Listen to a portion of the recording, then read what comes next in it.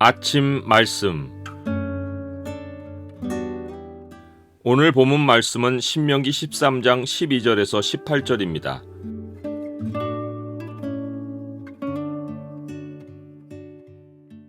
오늘 본문을 약속의 창으로 보면 하나님이 가증히 여기는 것에 대해 우리가 어떤 태도를 가질 때 복을 이어갈 수 있는지가 보입니다. 약속의 창을 보여주는 구절은 13장 17절입니다. 너는 이 진멸할 물건을 조금도 내 손에 대지 말라. 그리하면 여호와께서 그의 진노를 그치시고 너를 긍휼히 여기시고 자비를 더하사 내 조상들에게 맹세하심 같이 너를 번성하게 하실 것이라. 모세는 제1계명을 어기도록 미혹하는 사람을 공동체가 용서 없이 죽여 악을 제거하지 않으면 성읍 전체가 하나님을 등지는 일이 생길 수 있다는 것을 경고했습니다. 모세는 한 개인의 미혹이 성공해서 성읍 전체가 하나님을 버리고 다른 신들을 섬기게 되면 성읍의 실태를 자세히 묻고 살피라고 했습니다. 이런 가증한 일이 그들 가운데 있다는 것이 확실하면 성읍을 전멸하라고 명령했습니다. 하나님에 대한 신앙을 버리고 우상 숭배를 하여 한 성읍이 멸절을 당하는 일은 어느 날 갑자기 성읍 백성 전체가 하나님을 배역하고 다른 신을 섬기자고 결정해서 생기는 일이 아닙니다. 발단은 어떤 불량배가 일어나서 성읍 주민을 유혹하는 일로 시작합니다. 불량배라는 말은 문자적으로 벨리알의 아들인데 벨리알은 그리스도와 어울릴 수 없는 반대자를 말하며 사탄을 지칭합니다. 신약시대 교회에도 벨리알의 아들로 인해 교회 전체가 문제가 발생한 경우가 있었습니다. 신약의 갈라디아 교회가 그러했는데 사도 바울은 적은 누룩이 온 덩이에 퍼지는 이라고 했습니다. 그는 나는 너희가 아무 다른 마음을 품지 아니할 줄을 주 안에서 확신하노라 라고 하며 그러나 너희를 요동하게 하는 자는 누구든지 심판을 받으리라고 경고했습니다.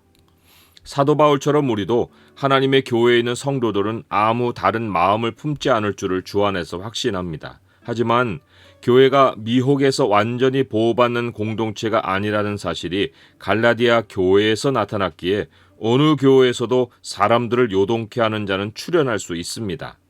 우리는 교회 안에서 진리가 아닌 다른 가르침이 퍼지는 것을 철저히 경계해야 합니다. 사도 바울은 하나님이 그를 직접 심판하시기를 바랐고 혹은 너희를 어지럽게 하는 자들은 스스로 베어버리기를 원하노라 하며 문제를 일으킨 자가 스스로 교회를 떠나기를 바랐습니다. 사도 바울만 아니라 진리를 따르는 성도들이면 교회 안에 신앙을 어지럽게 하는 사람에 대해 같은 마음으로 교회를 위해 기도할 것입니다. 하나님이 그 사람을 심판하여 주시거나 그 사람이 제발로 교회를 떠나가길 기도하는 것입니다. 기도와 동시에 사도 바울은 목사가 취할 수 있는 최선의 길로서 주의 종은 마땅히 다투지 아니하고 모든 사람에 대하여 온유하며 가르치기를 잘하며 참으며 거역하는 자를 온유함으로 훈계하라고 했습니다. 최악의 대처는 그 불량배에 대해 아무 일도 하지 않고 그냥 놔두어서 그가 한두 사람씩 사람들을 유혹하여 자기 말에 귀를 기울이도록 만드는 것입니다. 이렇게 되면 그 불량배 한 사람만 아니라 그의 말을 따르는 어떤 그룹이 생기고 더 나아가 공동체 전체가 진리에서 떠나 다른 가르침을 쫓는 심각한 결과가 생길 수 있습니다. 우리는 오늘날 교회에 십자가가 걸려 있다고 다 교회가 아닌 것을 잘 압니다. 모든 교회가 성경의 진리를 전하지 않는 것이 현실입니다. 어떤 교회는 민중의 해방, 성의 개방, 인류의 평화를 위한 종교 통합을 가르칩니다.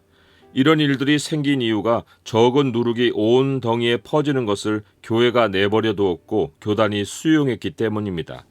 하나님은 교회 안에서 다른 가르침이 전해지는 것을 가증한 일이라고 하셨습니다. 가증함을 쉽게 정의하면 세상과 구별됨이 전혀 없는 것입니다. 죄는 하나님과 완전히 분리된 다른 영역을 말하는데 세상과 구별됨이 전혀 없는 것은 교회가 정체성을 잃은 것입니다.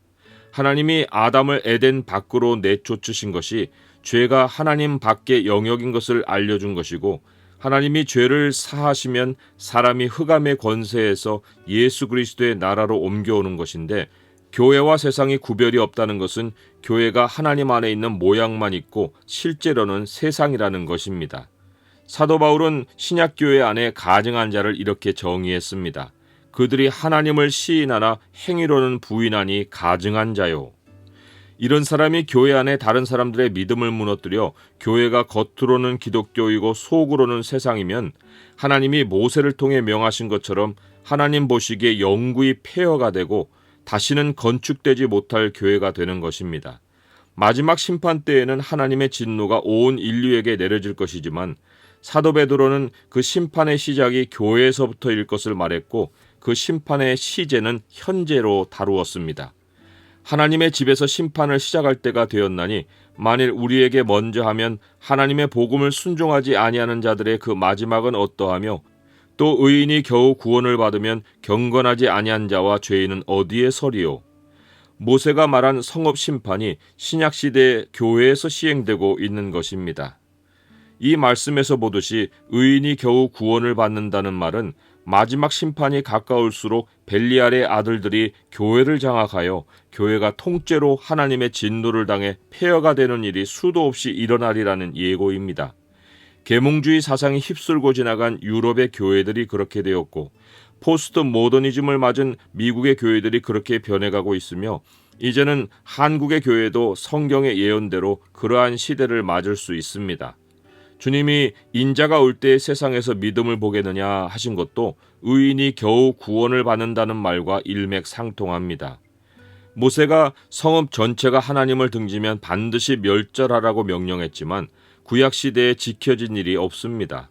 단체로 배역하는 일이 없어서가 아니라 너무도 많았지만 살피기는커녕 그대로 내버려둬서 마침내 하나님의 진노가 나라 전체에 임하여 하나님 백성이 멸망하고 말았습니다. 오늘날 교회도 구약 이스라엘처럼 자정 능력을 상실하여 교회에서 권징이 시행되는 것은 희귀한 일이고 교회의 분열을 각오하지 않고는 권징을 할 수 없는 일이 되어버렸습니다. 주님은 일찌감치 이것을 내다보시고 가만두라, 가라지를 뽑다가 곡식까지 뽑을까 염려하노라고 하셨습니다. 사도 바울은 목회자 디모데에게 어떤 사람들이 교회에서 악성 종양과 같은 말을 퍼뜨려 사람들의 믿음을 무너뜨릴 때 이러한 해결책을 제시했습니다. 하나님의 견고한 터는 섰으니 인침이 있어 일렀으되 주께서 자기 백성을 아신다 하며 또 주의 이름을 부르는 자마다 불의에서 떠날지어다 하였느니라. 하나님은 자기 백성을 아십니다. 하나님이 아시는 백성, 곧 유일하신 하나님을 섬기고 우리 주 예수 그리스도의 이름을 부르는 백성에게는 불의에서 떠나라고 명령하십니다. 하나님 백성은 예나 지금이나 배역의 사람들과 섞이지 말아야 하고 하나님이 가증히 여기시는 진멸할 물건을 조금도 손에 대지 않아야 합니다. 롯의 처는 떠나야 할 곳에 미련을 두고 소돔을 뒤돌아보다가 소금 기둥이 되었습니다. 불의를 철저히 떠나는 것이 하나님의 진노 중에서도 긍휼을 얻어 번성하고 복을 누리는 길입니다. 우리는 어느 곳에 살더라도 하나님 목전에서 살아야 합니다. 하나님의 말씀을 듣고 하나님이 하라고 하시는 것을 행하며 살아야 합니다.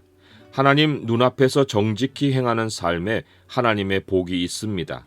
우리 삶의 주변에는 수많은 가증한 것들이 있고 우리가 사는 도시 전체가 그러하여 하나님의 심판이 머지않아 도래할 수 있는 현실입니다. 이제는 어디로 피할 곳도 없는 세상입니다. 우리가 매일 주 예수 그리스도께로 피하여 살고 세상 영역과 하나님 안에서의 생활을 철저히 구별하여 살려 하는 것만이 하나님이 교회에서 이미 시작하신 심판을 벗어나 긍휼을 얻고 사는 길입니다. 영구히 폐허가 될 곳에 내 삶의 자리를 두지 말 것이며 오직 하나님이 견고한 터로 세워주신 진리 위에서 살아가야 합니다. 불의는 무엇이라도 손을 대지 말고 오직 자기 백성을 알고 지켜주실 하나님께 손을 뻗어 주님을 붙들고 끝날까지 살아가야 합니다. 하나님 눈앞에서 사는 것이 진노를 당할 세상에서도 복을 얻고 사는 길입니다.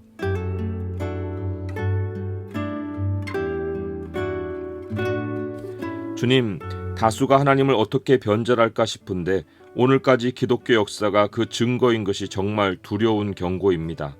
세상 끝날로 갈수록 믿음의 형제자매들 만나기가 어려울 것인데 제가 언제나 누군가의 신앙 동반자가 되게 하옵소서. 예수 그리스도의 이름으로 기도드립니다. 아멘.